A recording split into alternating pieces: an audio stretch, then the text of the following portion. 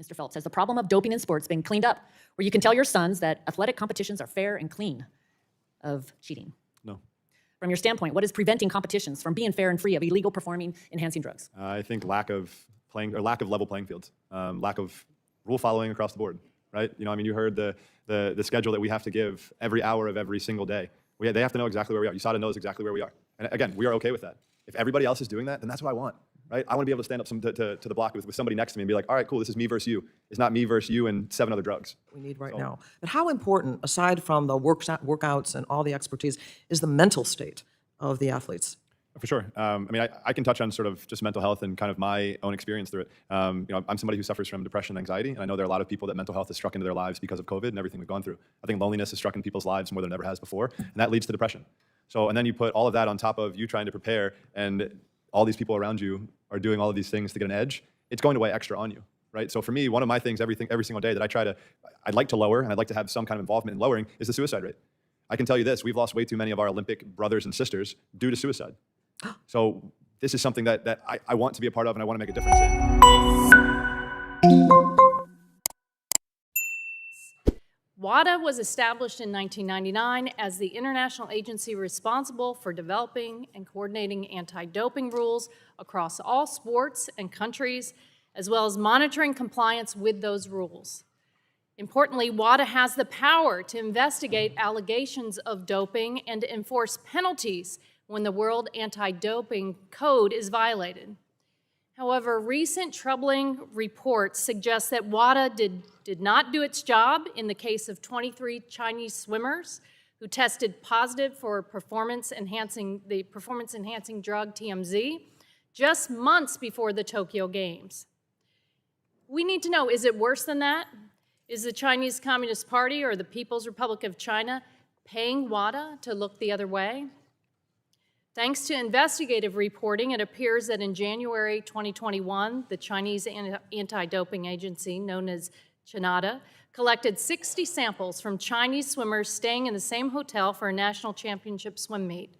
Nearly 6 weeks later, in March of 2020, where there are other avenues that people try instead of trying to do it the right way. And as a kid growing up, again, you heard my dream was to wear the Stars and Stripes and stand on top of that podium and listen to my national anthem play. And I will tell you what, over a 20-year career, I got to do it a lot. And it was really awesome. But also, like Allison said, I outworked any single human on this planet. And that's a fact. And that's why I got the results that I got. And for me, I don't want kids growing up thinking that it's only doping and cheating where you're able to do these unfathomable things. Because people told me my whole entire life I would never amount to anything. I used that as motivation. In my career, I guess I won a couple gold medals, so it was a good career, and I had fun doing it. But for the future, again, this has to change, and it has to change now. their dreams. Well put, and now recognize Ms. Rogers for her 5 minutes of questioning. Mr. Phelps, the last time you testified before this committee, 7 years ago, you testified, quote, "For me as a father now, I don't know what or how I would even talk to my son about doping in sports. I would hope to never have that conversation, and I hope we can get it clear and cleaned up by then." Mr. Phelps, has the problem of doping in sports been cleaned up, where you can tell your sons that athletic competitions are fair and clean of cheating? No. From your standpoint, what is preventing competitions from being fair and free of illegal performing enhancing drugs? I think lack of level playing fields, lack of rule following across the board, right? You heard the schedule that we have to give every hour of every single day. They have to know exactly where we are. USADA knows exactly where we are. And again, we are okay with that. If everybody else is doing that, then that's what I want, right? I want to be able to stand up to the block with somebody next to me and be like, all right, cool, this is me versus you. It's not me versus you and 7 other drugs. So, yeah. So would you just describe how vigorous a little bit the U.S. anti-doping agency testing standards are and just how often you were tested throughout your career? I would say on an average, I was tested 4 to 6 times a month, sometimes more, depending on if I was competing or not. When I was competing, it was pretty much every single session. It was the random testing, which again, I'm okay with. And yeah, I mean, it's sometimes it's at 6 o'clock in the morning and we're getting up out of bed on our day off in Colorado Springs, knocking on the door, we have to do a drug test, fine, no problem. But it's literally, I mean, for my whole career, I'm probably one of the highest tested athletes that we have. Is that fair to say, Travis? Yeah? So, so it's, again, if everybody else isn't doing that and I'm subjecting myself to it, it's just not right. And I know that there are other athletes as well. My competitors from the U.S. were going through the same exact thing, right? Ryan Lochte, going through the same exact thing. We were number 1, number 2 in the world, right? We're going through the same exact process. But somebody else who's number 3 in the world or number 4 in the world, number 5 in the world, they might have 2 or 3 drug tests, that's it. And they might not be random, right? So yeah, it's hard for me to fathom that we have made changes moving forward, but I think we need to now.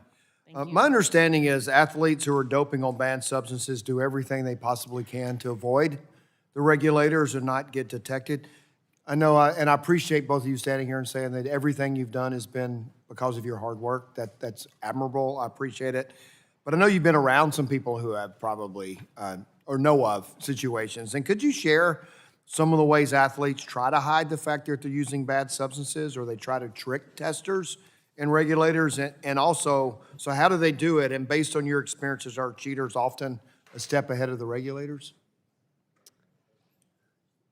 You can go. I mean, I don't really know how to be honest, right? Like, I mean, I would assume, I've heard back in the day with I guess there were just pills that were administered. I'm talking like this is Icarus, like way back then. Like people were just giving pills and you're just going and drinking and that's it. Like you don't ask questions. Other than that, like I have no idea. I don't know where to get it. I don't know I know nothing. I mean, I did what I do best, and that was work as hard as I could every single day and stare at a black line and sometimes talk to it every now and then, but you realize it doesn't talk. We'll understand that, but sometimes understanding how people get around the system helps us figure out how to fix it. Yeah, I mean, I would assume there are masking agents, right? This might be a question better for you than me, but I assume there are masking agents that people can do this or that, or I'm not the You right just don't person know, you're to not ask. familiar. Yeah, Well, it's no, good that sorry. you're not, but I hope maybe you heard secondhand. Have you heard anything secondhand, how that? Another development since the 2017 hearing was the Roda Jenkoff Anti-Doping Act, which was a bill I co-led in the House with some other people, actually signed into law. That law makes it a crime to engage in a doping scheme at any international sports competition that is broadcast in the U.S., sponsored by a U.S. company, or in which U.S. athletes participate. Mr. Phelps, do you know about that law? No. Okay. I don't. And I'm not going to. But do you think a law that would do what I just said would be helpful for athletes who dope? I do, yeah. I mean, because they're replicated, or excuse me, there's something that happens, right? Like they're going to get punished for it. Like right now, people are just getting away with everything.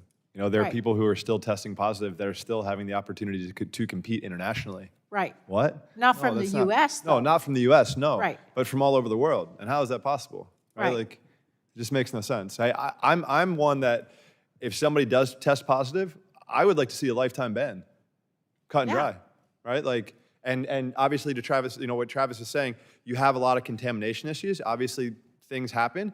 But if somebody is going out of their way to single-handedly cheat, go. Lifetime ban. Yeah, lifetime ban. I want to discuss what the World Anti-Doping Agency cited as to why they didn't have to investigate the 23 Chinese swimmers who tested positive. First off, is any of this normal? I mean, if you worked at WADA and one day you get over 20 positive tests, all from one country, in this case China, in a 1-week span, is that a normal day at the office?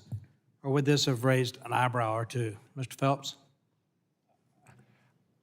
It does raise an eyebrow because I think for 3 years, nobody said anything about it, right? So that's kind of bizarre. I mean, do I believe there is doping in sports? Of course. I mean, you've heard me say, I don't believe I've ever competed in a clean field. So I think there is doping across the board, but I don't know. It's not normal, and it absolutely should have raised the reddest of all flags to the tallest of all. That's why we're here, Mr. Phelps. Is it still the same where if one delegation has 4 drug tests, they skip the next Olympics? Is that right? Depending on the sport, but Oh, okay, yeah, yeah. okay. Because throughout, when I was swimming, I was always under the, like, if 4 of our athletes tested positive in one Olympic, or one quad, 4 swimmers test positive in one quad, we're done. We can't compete in the Olympics. They had 23. They competed in that Olympics, and they have the opportunity to still compete at this Olympics in Paris. Wow. And don't think for a second. Mr. Phelps, you hinted about sort of mental state is really important. So has that now been diminished? Is this going to affect our athletes? Well, I guess I'm just assuming, and I'll ask Mr. Tygart whether or not we're going to see the corrections that we need right now. But how important, aside from the workouts and all the expertise, is the mental state of the athletes? For sure. I mean, I can touch on sort of just mental health and kind of my own experience through it. You know, I'm somebody who suffers from depression and anxiety, and I know there are a lot of people that mental health has struck into their lives because of COVID and everything we've gone through. I think loneliness has struck in people's lives more than it ever has before, and that leads to depression. So, and then you put all of that on top of you trying to prepare, and all these people around you are doing all of these things to get an edge. It's going to weigh extra on you, right? So for me, one of my things every single day that I'd like to lower, and I'd like to have some kind of involvement in lowering, is the suicide rate. I can tell you this, we've lost way too many of our Olympic brothers and sisters due to suicide.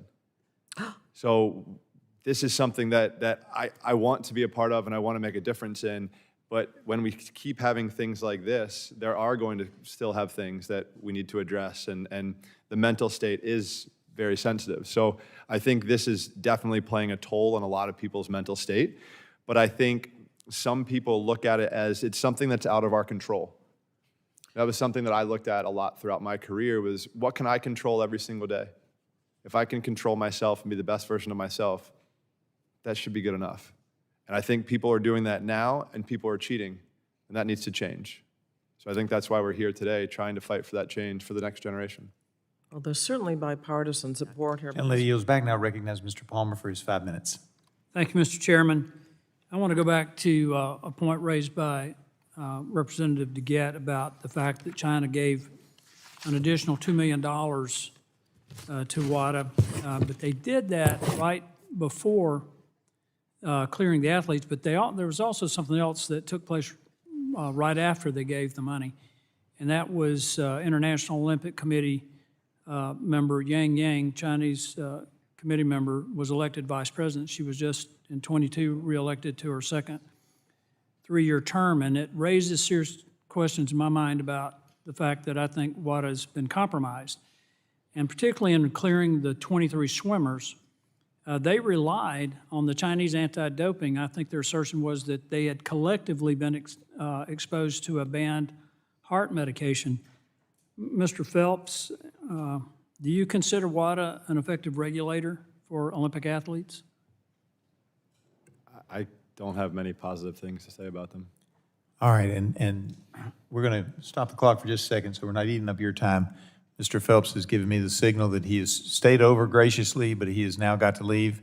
Did you want to introduce your guests who are with you this evening before you have to leave? Well, first of all, I'd just like to say thank you for having us back, and thank you for addressing this issue.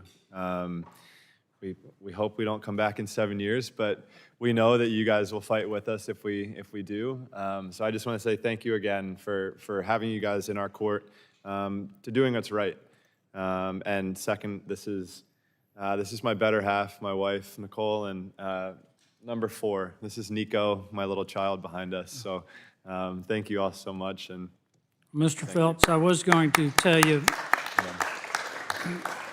my neighbor was Rowdy Gaines, and he was a pretty good swimmer too. Sir, yes, sir. I just spent time with him covering some of the Olympic trials, and we'll be over in Paris covering it together as well. The only negative I have about Rowdy was he was an Auburn swimmer. Yes, yep, yes, sir. Played football at Alabama. But he's a great guy. Yes, yes, sir. Y'all did a nice job. Thank you I so enjoyed much. it. I appreciate everything. Thank you. And I was talking about the other time, not today particularly, when you were on doing the trials.